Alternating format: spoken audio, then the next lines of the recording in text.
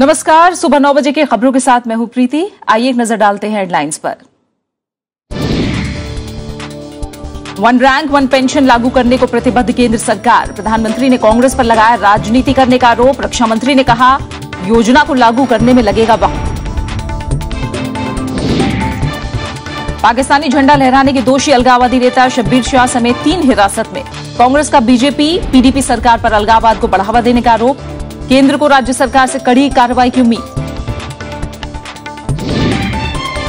Monsoon पर टिकी देश भर की निगाहें। गर्मी से आंध्र प्रदेश तेलंगाना बेहाल। आंध्र प्रदेश में मौत का आंकड़ा पहुंचा 1,500 के करीब। अमेरिका ने क्यूबा को आतंकवाद संरक्षक देशों की सूची से हटाया। 33 साल बाद सूची से हटा नाम। फैसले का क्यूबा समेत दुनिया भर में स्वागत। और फीफा के 5वीं बार अध्यक्ष चुने गए सेप ब्लैटर। 4 साल का होगा कार्यकाल। जॉर्डन के प्रिंस अली बिन अल हुसैन ने मानी हार।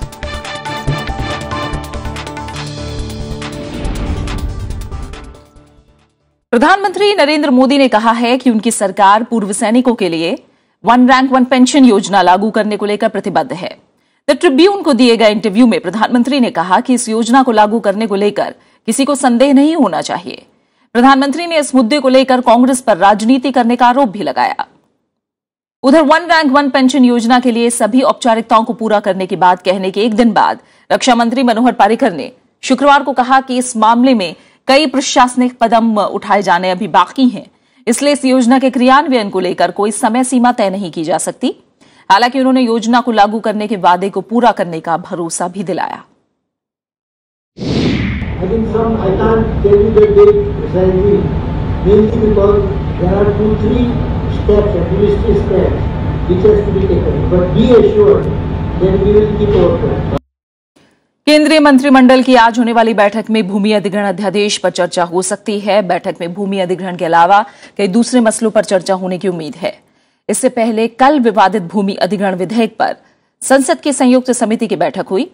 बैठक में विधेयक के विवादास्पद पहलुओं पर विचार किया गया। बजट सत्र में यह विधेयक लोकसभा से पारित किया गया था, लेकिन राज्यसभा में कांग्रेस समेत दूसरे विपक्षी दलों के भारी विरोध के बाद इसे संसद की संयुक्त समिति के पास भेज दिया गया। समिति अपनी रिपोर्ट मॉनसून सत्र के पहले दिन पेश करेगी। समिति के अध्यक्ष बीजेपी सांसद एसएस अहलूवालिया हैं। इसमें लोकसभा के 20 और राज्यसभा के 10 सांसद शामिल हैं। सरकार पहले ही कह चुकी है कि वो बिल को वापस नहीं लेगी, लेकिन किसानों और गरीबों के हित में संशोधन के लिए तैयार है।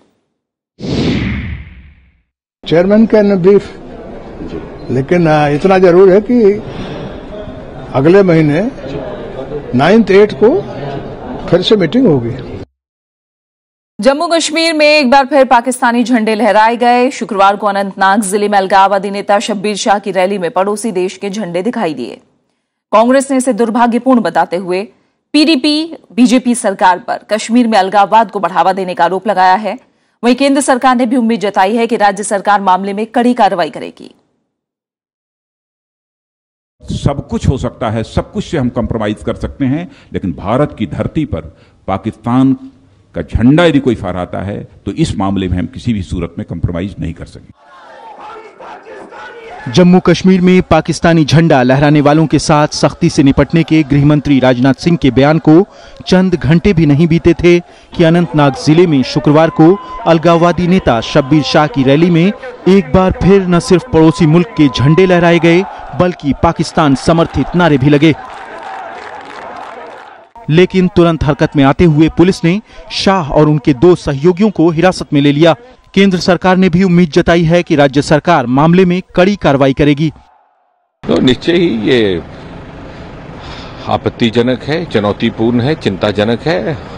हमें अपेक्षा है कि प्रदेश सरकार उचित कार्रवाई करेगी, कड़ी कार्रवाई करेगी। और साथ ही साथ ये भी जोड़ दें कि ये एक प्रकार की जो कश्मीर के राजनीतिक मंच पर होड़ शुरू हो गई है अलगाववादियों को रिझाने की, इसके परिणाम अच्छे नहीं होते। कांग्रेस ने भी इसे दुर्भाग्यपूर्ण करार देते हुए राज्य की पीडीपी बीजेपी गठबंधन सरकार को इसके लिए जिम्मेदार ठहराया। कांग्रेस ने पीडीपी बीजेपी सरकार पर कश्मीर घाटी में अलगाववाद को बढ़ावा देने का आरोप भी लगाया। कांग्रेस नेता गुलाम नबी आजाद ने तो यहां तक कह दिया कि जम्मू कश्मीर में पीडीपी बीजेपी गठबंधन सरकार का बने रहना बहुत मुश्किल है। Kashmir BJP and their allies, that government is full of contradiction. So any government, any coalition where there are no basic principle to lay the foundation of the government, how long that will survive is very difficult. इस साल 15 अप्रैल से कश्मीर घाटी में पाकिस्तानी झंडा लहराए जाने का ये चौथा मामला है।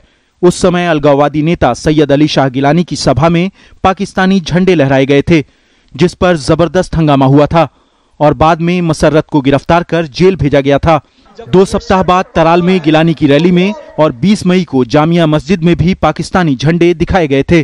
Bureau report, Rajya Sabha TV. Bharat ने इस्लामिक सहयोग संगठन यानी OIC के जम्मू कश्मीर पर ताजा प्रस्ताव को खारिज कर दिया है। साथ ही संगठन को सलाह दी है कि वो भारत के आंतरिक मामलों में दखलंदाजी से परहेज करे। विदेश मंत्रालय के प्रवक्ता विकास स्वरूप ने कहा कि यह प्रस्ताव पूरी तरह से अस्वीकार्य है। दरअसल कुवैत में 27 और 28 मई को आयोजित OIC की 42वीं विदेश मंत्री स्तरीय सम्मेलन में जम्मू कश्मीर पर प्रस्ताव पारित किया गया था, जिसे भारत ने पूरी तरह से खारिज कर दिया। पाकिस्तान, बांग्लादेश और अफगानिस्तान में रहने वाले हिंदुओं के लिए भारत आना और यहां बसना आसान हो जाएगा। केंद्र सरकार अब उन्हें दीर्घकालिक वीजा और फिर नागरिकता देगी। राजनाथ सिंह ने शुक्रवार को गृह मंत्रालय के साल भर के कामकाज का लेखा जोखा पेश किया। उन्होंने कहा कि पाकिस्तान, अफगानिस्तान और बांग्लादेश के अल्पसंख्यकों को नागरिकता देने की शुरुआत हो गई है। पाकिस्तान, बांग्लादेश और अफगानिस्तान जो माइनॉरिटीज हैं, रिलीजियस परसिक्यूशन का जो शिकार हुए हैं, भारत आना चाहते हैं, उनको लॉन्ग टर्म वीजा देने के लिए एक टास्क फोर्स का गठन किया गया है और पिछले 1 साल में पाकिस्तान और अफगानिस्तान के माइनॉरिटीज के कई लोगों को हम लोगों ने सिटीजनशिप भी दी है और आगे भी सिटीजनशिप देंगे। ऐसे लोगों को पहले 1 साल का वीजा दिया जाता था, जिसे पिछले साल दिसंबर में 5 साल कर दिया गया था। वीजा अवधि और बढ़ाने के साथ उन्हें नागरिकता देने की कार्यवाही भी शुरू हो सकती है। दिल्ली, पंजाब, हरियाणा, उत्तर प्रदेश, जम्मू कश्मीर, पश्चिम बंगाल और असम में पड़ोसी देशों के अल्पसंख्यक शरणार्थी बनकर बसे हुए हैं। नागरिकता नहीं होने से नागरिक सुविधाएं हासिल करने में मुश्किल होती है। अखिलेश सुमन, राज्यसभा टीवी। केंद्र सरकार रक्षा विनिर्माण के लिए विशेष जोन बनाने पर विचार कर रही है। रक्षा मंत्री मनोहर पर्रिकर ने मुंबई में इंडियन मर्चेंट्स चैम्बर के एक कार्यक्रम में यह बात कही। उन्होंने बताया कि इससे संबंधित एक प्रस्ताव पर रक्षा मंत्रालय विचार कर रहा है और उम्मीद जताई कि 3 महीने के भीतर इस मामले में नीति को अंतिम रूप दे दिया जाएगा। हालांकि रक्षा मंत्री ने माना कि रक्षा उत्पादन पर इस फैसले का असर अगले 2-3 साल में दिखाई देगा। ऑनलाइन खरीदारी के दौर में वित्त मंत्री ने उपभोक्ता संरक्षण अधिनियम 1986 में बदलाव की हिमायत की है। उन्होंने इंटरनेट, मोबाइल के जरिए खरीदारी करने वाले उपभोक्ताओं के हितों की रक्षा के लिए कंज्यूमर फोरम को मजबूत बनाने पर भी जोर दिया है। देश में ई-कॉमर्स के जरिए उपभोक्ताओं के साथ आए दिन होने वाली धोखाधड़ी को लेकर वित्त मंत्री अरुण जेटली ने चिंता जाहिर की है। उन्होंने ऐसे मामलों पर रोक के लिए उपभोक्ता कानून में बदलाव को जरूरी बताया है। And as we pass by, the volume of trade in e-commerce is going to increase. So that's how the trade is going to change. So under these circumstances, we'll need a very powerful and an efficient forum. वित्त मंत्री ने शुक्रवार को दिल्ली में उपभोक्ता forum की राष्ट्रीय conference में उपभोक्ता हितों से जुड़े मामलों में अपील और समीक्षा के तरीकों में बदलाव की हिमायत की। Having learned from that experience, you go on to the next stage. And in this next stage, lawmaking now is a very transparent process. गौरतलब है कि पिछले कुछ सालों में देश में ई-कॉमर्स के जरिए खरीदारी करने वालों की तादाद तेजी से बढ़ी है। माना जा रहा है कि आने वाले सालों में यह आंकड़ा और भी बढ़ेगा। ऐसे में उपभोक्ताओं के अधिकारों की रक्षा के लिए नए कानून बनाना वक्ती जरूरत भी बनकर उभरा है। Bureau report, Rajya Sabha TV. Delhi high court ने राज्य सरकार को झटका देते हुए नियुक्ति और तबादला संबंधित फाइलें उपराज्यपाल को भेजने का निर्देश दिया है। इससे पहले सुप्रीम कोर्ट ने एंटी करप्शन ब्यूरो के अधिकार क्षेत्र से जुड़े मामले में दिल्ली सरकार को नोटिस जारी करके 3 हफ्ते में जवाब देने के लिए कहा है। वहीं सुप्रीम कोर्ट ने हाईकोर्ट की उस टिप्पणी को भी आधारहीन और गैर जरूरी करार दिया जिसमें हाईकोर्ट ने केंद्र की अधिसूचना को संदिग्ध बताया था। दिल्ली हाईकोर्ट ने शुक्रवार को दिल्ली सरकार की याचिका पर सुनवाई करते हुए कहा कि नियुक्ति और तबादलों से संबंधित सभी फाइलें उपराज्यपाल को भेजी जाएं। दिल्ली सरकार की याचिका में कहा गया था कि केंद्र सरकार की तरफ से 23 जुलाई 2014 और 21 मई 2015 को जारी अधिसूचना गैर संवैधानिक है क्योंकि इससे दिल्ली की निर्वाचित सरकार के हक खत्म किए जा रहे हैं। आदेश सिर्फ इतना है कि दो डिसीजंस जो दिल्ली सरकार ने ली थी उन पे एलजी विचार करेंगे और अपनी फाइनल डिसीजन लेंगे और कुछ नहीं। इससे पहले केंद्र की याचिका पर सुनवाई करते हुए सुप्रीम कोर्ट ने हाईकोर्ट के फैसले से संदेहास्पद शब्द को निकाल दिया। केंद्र सरकार ने हाईकोर्ट के उस आदेश को चुनौती दी है जिसमें उसने केंद्रीय अधिकारियों पर कार्रवाई से रोकने की गृह मंत्रालय की अधिसूचना को संदेहास्पद बताया था। हाईकोर्ट जजमेंट में कुछ अनवारंटेड ऑब्जर्वेशंस थे जो केंद्र सरकार का 21 मई का नोटिफिकेशन था उसको लेके, और केंद्र सरकार ने अपनी दलील दी और कोर्ट ने प्राइमा फेसी जो केंद्र सरकार का केस है उसको अप्रिशिएट किया और केंद्र सरकार की एसएलपी पे नोटिस इशू किया, जो स्टे एप्लीकेशन थी उस पे नोटिस इशू किया और जो पैरा 66 में जो ऑब्जर्वेशंस जो 21 मई वाले नोटिफिकेशन को लेके हाई कोर्ट ने दिए थे उन ऑब्जर्वेशंस को सुप्रीम कोर्ट ने स्टे कर दिया। कोर्ट ने कहा कि भ्रष्टाचार निरोधक ब्यूरो के अधिकार क्षेत्र को लेकर दिल्ली उच्च न्यायालय के आदेश का पैरा 66 अप्रासंगिक है और उच्च न्यायालय इस पर अलग से निर्णय ले सकता है। हालांकि शीर्ष अदालत ने यह स्पष्ट कर दिया कि दिल्ली उच्च न्यायालय केजरीवाल सरकार की नई याचिका पर सुनवाई 25 मई के सिंगल बेंच के आदेश से प्रभावित हुए बिना करेगा। साथ ही दिल्ली सरकार को इस मामले में 3 हफ्ते में जवाब दाखिल करने को कहा गया है। सुप्रीम कोर्ट ने फिलहाल किसी तरह का स्टे नहीं दिया है और न ही नोटिफिकेशन को खारिज किया है, यानी एसीबी पहले की तरह काम कर सकती है। लेकिन शुक्रवार को ही आए हाईकोर्ट के निर्णय से दिल्ली सरकार बैकफुट पर आ गई है।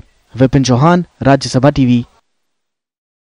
देश में गर्मी और लू की वजह से मरने वालों की तादाद बढ़कर 1875 हो गई है। गर्मी और लू से आंध्र प्रदेश में 1490 लोगों की जान चली गई है। तेलंगाना में अब तक 489 लोगों को बेतहाशा गर्मी की वजह से जान गंवानी पड़ी। इस बीच दोनों राज्यों के कुछ इलाकों में पारा धीरे धीरे कम हो रहा है। लोगों की निगाहें अब मानसून पर टिकी हैं।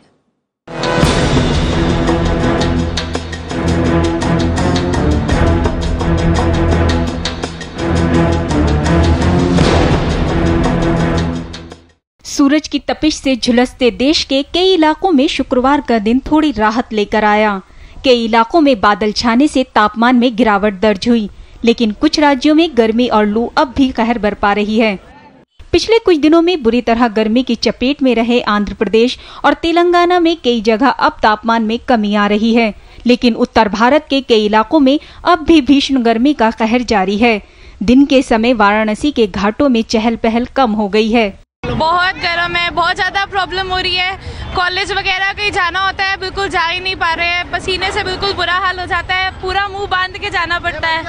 ऐसे तो बिना मुंह बांधे तो कहीं निकल ही नहीं सकते हैं। मौसम विभाग की माने तो मानसून आने से जल्द ही गर्मी से निजात मिलेगी।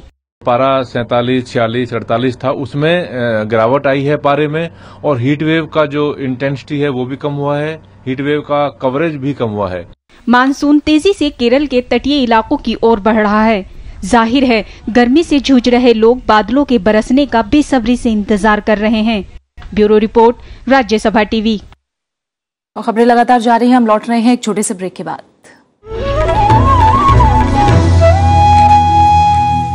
तमिलनाडु की मुख्यमंत्री जे जयललिता चेन्नई की आरके नगर सीट से चुनाव लड़ेंगी। एआईएडीएम के संसदीय बोर्ड की बैठक में यह फैसला हुआ है। इस सीट से एआईएडीएम के विधायक के इस्तीफे की वजह से यहां 27 जून को उपचुनाव होना है। यहां से चुनाव जीतने में जयललिता को परेशानी नहीं होगी क्योंकि प्रमुख विपक्षी दल डीएमके और पीएमके ने उपचुनाव नहीं लड़ने का फैसला किया है। तमिल मनीला कांग्रेस और वीसीके पार्टी ने भी इस चुनाव का बहिष्कार कर रखा है। आय से अधिक संपत्ति के मामले में बरी होने के बाद 23 मई को जयललिता राज्य की 5वीं बार मुख्यमंत्री बनी हैं। So when they can meet Tamil Nadu election, why not the by-election? They are not ready. They can't face our Amma. They feel if we stand, that definitely they'll lose the deposit also, because people are eagerly waiting to vote Amma, and a lot of sympathy has created on Amma, and Amma is going to be a mass leader hereafter in Tamil Nadu. There's no doubt about it. IIT Madras के एक छात्र संगठन पर ban लगाए जाने की घटना पर विवाद खड़ा हो गया है।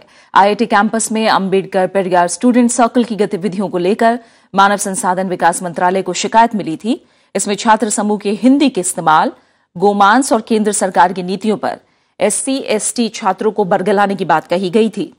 मंत्रालय ने 15 मई को आईआईटी डायरेक्टर को शिकायत भेजकर जानकारी मांगी थी।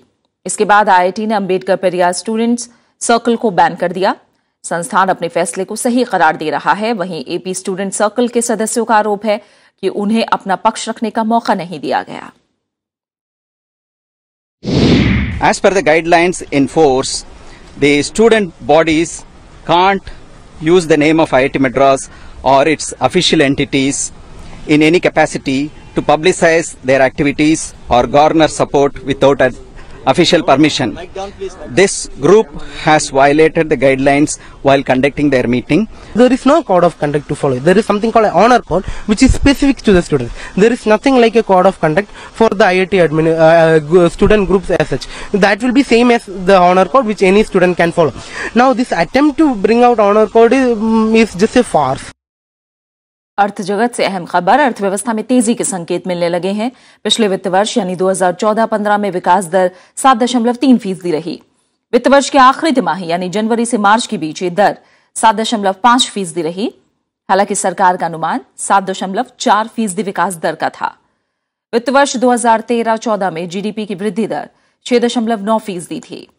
वित्त वर्ष 2014-15 में सेवा और विनिर्माण क्षेत्र ने बेहतर प्रदर्शन किया है। हालांकि कृषि क्षेत्र में चिंताएं अब भी बरकरार हैं, जिसमें महज 0.2% की दर से विकास हुआ।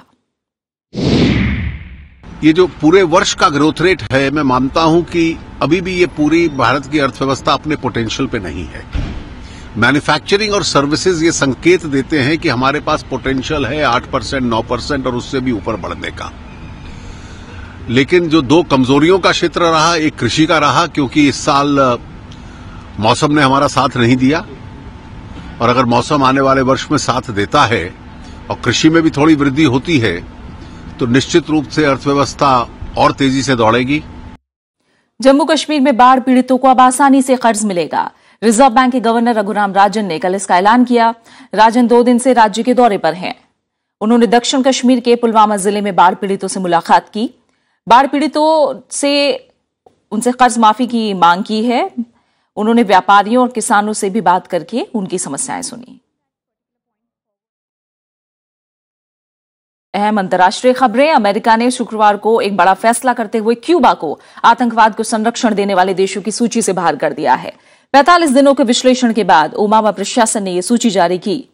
33 साल के लंबे अंतराल के बाद क्यूबा को इस सूची से बाहर किया गया है।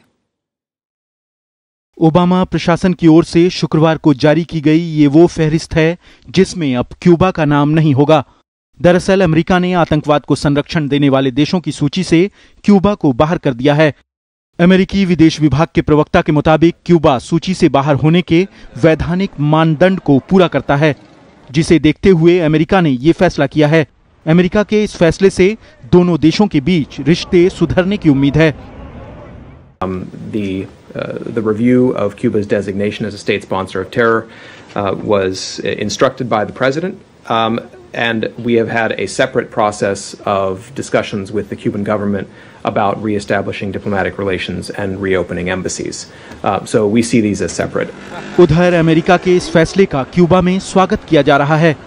Realmente es merecido. Cuba nunca ha sido un país anfitrión de terrorismo ni que lo apadrine. Considero que eso es muy merecido y que hace mucho tiempo debió haber sucedido. De hecho, nunca debió haber estado en la lista de países.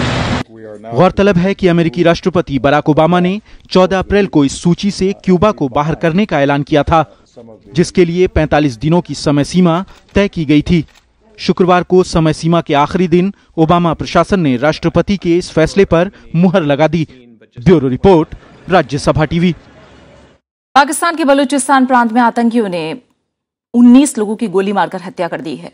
इस घटना को हमलावरों ने मस्तुंग शहर के करीब उस वक्त अंजाम दिया जब बस कराची जा रही थी। चश्मदीदों के मुताबिक हमलावर सेना की वर्दी में थे। इस हमले की खबर मिलते ही सेना वहां पहुंच गई है। बलूचिस्तान के गृह मंत्री सरफराज बुगती के मुताबिक हमले को 20 से 25 आतंकियों ने अंजाम दिया। प्रधानमंत्री नवाज शरीफ ने घटना की निंदा करते हुए लोगों को हर मुमकिन मदद पहुंचाने का आदेश दिया है। यह हमला ऐसे वक्त में किया गया है जब सेना ने इस इलाके में आतंकियों के खिलाफ अभियान छेड़ रखा है। हमले के पीछे तालिबान का हाथ होने का शक है। इस इलाके में पहले भी इस तरह के हमले होते रहे हैं। सऊदी अरब के पूर्वी प्रांत दम्मम में एक बार फिर शिया मस्जिद को निशाना बनाकर किए गए आत्मघाती हमले में 4 लोग मारे गए। हमले की जिम्मेदारी आईएस ने ली है। एक हफ्ते पहले भी इस इलाके में हुए एक आत्मघाती हमले में 20 लोग मारे गए थे। पड़ोसी देश यमन में हूथी विद्रोहियों के खिलाफ हवाई हमले शुरू करने के बाद से इस इलाके में हिंसा तेज हुई है। यमन संकट के शांतिपूर्ण समाधान के लिए संयुक्त राष्ट्र ने कोशिशें तेज कर दी हैं। इसी सिलसिले में शुक्रवार को इस्माइल उद शेख अहमद राजधानी सना पहुंचे। पत्रकारों से बात करते हुए अहमद ने कहा कि यमन संकट के स्थायी हल के लिए सभी पक्षों को साथ आना होगा। गौरतलब है कि सऊदी अरब के नेतृत्व वाले गठबंधन सेना ने यमन में 12 मई से 5 दिनों का संघर्ष विराम का ऐलान किया था, जिसके नाकाम रहने के बाद ये पहल की गई। यमन में पिछले 2 महीनों से सऊदी अरब और हूथी विद्रोहियों के बीच संघर्ष जारी है, जिसमें अब तक 2000 से ज्यादा लोग मारे जा चुके हैं। ईरान परमाणु कार्यक्रम पर चर्चा के लिए अमेरिकी विदेश मंत्री जॉन केरी स्विट्जरलैंड की राजधानी जिनेवा पहुंच गए हैं, जहां आज अमेरिकी विदेश मंत्री अपने ईरानी समकक्ष जवाद जरीफ से मुलाकात करेंगे। इस दौरान दोनों नेताओं के बीच परमाणु कार्यक्रम पर मतभेद खत्म करने को लेकर बातचीत होगी। ईरान के परमाणु कार्यक्रम पर दुनिया के 5 ताकतवर देशों को 30 जून तक कोई फैसला करना है। सेप ब्लैटर शुक्रवार को लगातार 5वीं बार फीफा के अध्यक्ष चुन लिए गए। ब्लैटर 1998 से लगातार फीफा के अध्यक्ष हैं और ये उनका 5वां कार्यकाल होगा। 209 सदस्य महासंघों ने 79 साल के ब्लैटर को 4 साल के लिए अध्यक्ष पद की जिम्मेदारी सौंपी है। फुटबॉल के नेताओं ने संघर्षरत अध्यक्ष के 17 साल के कार्यकाल में भरोसा जताया है। अध्यक्ष पद की दौड़ में जॉर्डन के प्रिंस अली बिन अल हुसैन भी थे। हुसैन ने पहले दौर में मात खाने के बाद हार स्वीकार करके नाम वापस ले लिया। फीफा के 111 साल के इतिहास में सबसे बड़े प्रकरण के बावजूद फीफा की छवि सुधारने के लिए प्रिंस अली के वादे को सदस्यों ने नकार दिया। ये चुनाव ऐसे वक्त में हुआ है जब अमेरिका और स्विट्जरलैंड में विश्व फुटबॉल से जुड़े भ्रष्टाचार की जांच जारी है।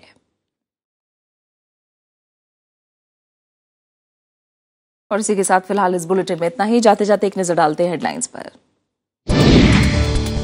1 रैंक 1 पेंशन लागू करने को प्रतिबद्ध केंद्र सरकार। प्रधानमंत्री ने कांग्रेस पर लगाया राजनीति करने का आरोप। रक्षा मंत्री ने कहा योजना को लागू करने में लगेगा वक्त। पाकिस्तानी झंडा लहराने के दोषी अलगाववादी नेता शब्बीर शाह समेत 3 हिरासत में। कांग्रेस का बीजेपी पीडीपी सरकार पर अलगाववाद को बढ़ावा देने का आरोप। केंद्र को राज्य सरकार से कड़ी कार्रवाई की उम्मीद। मॉनसून पर टिकी देश भर की निगाहें। गर्मी से आंध्र प्रदेश तेलंगाना बेहाल। आंध्र प्रदेश में मौत का आंकड़ा पहुंचा 1,500 के करीब। अमेरिका ने क्यूबा को आतंकवाद संरक्षक देशों की सूची से हटाया। 33 साल बाद सूची से हटा नाम। फैसले का क्यूबा समेत दुनिया भर में स्वागत। फीफा के 5वीं बार अध्यक्ष चुने गए सेप ब्लैटर। 4 साल का होगा कार्यकाल। जॉर्डन के प्रिंस अली बिन अल हुसैन ने मानी हार।